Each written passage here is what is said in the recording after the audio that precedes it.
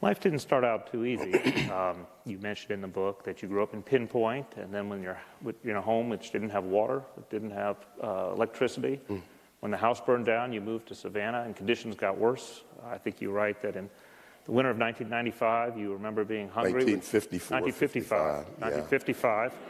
Yeah, boy, I was doing fine in 1995.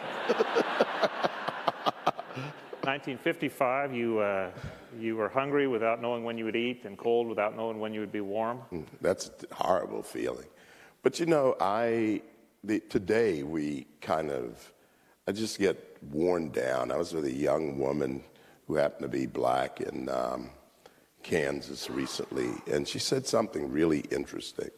She said, "I'm really tired of having to play the role of being black. I just want to go to school." And I think at some point we're going to be fatigued with everybody being a victim. When I was a kid, there were tons of people who were in really bad circumstances. My grandfather would not let us wallow in that. And as you could tell throughout this book, he's my hero. He is the single greatest human being I've ever met, with 9 months of education. But he never saw himself as a victim. He used to say that he was a motherless child. He never knew his father.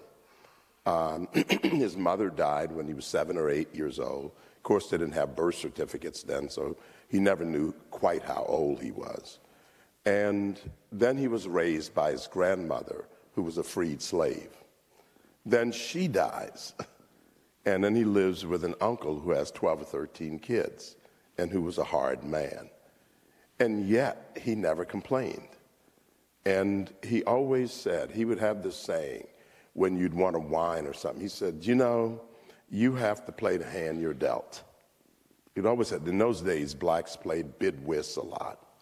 And he'd say, you always have to play the hand you're dealt. If you're dealt a bad hand, you still have to play it. And when we would whine about things, if you look at the bust in my office that my wonderful wife had made for me when I went on the court, his favorite quote was, "Old man Kant is dead. I helped bury him."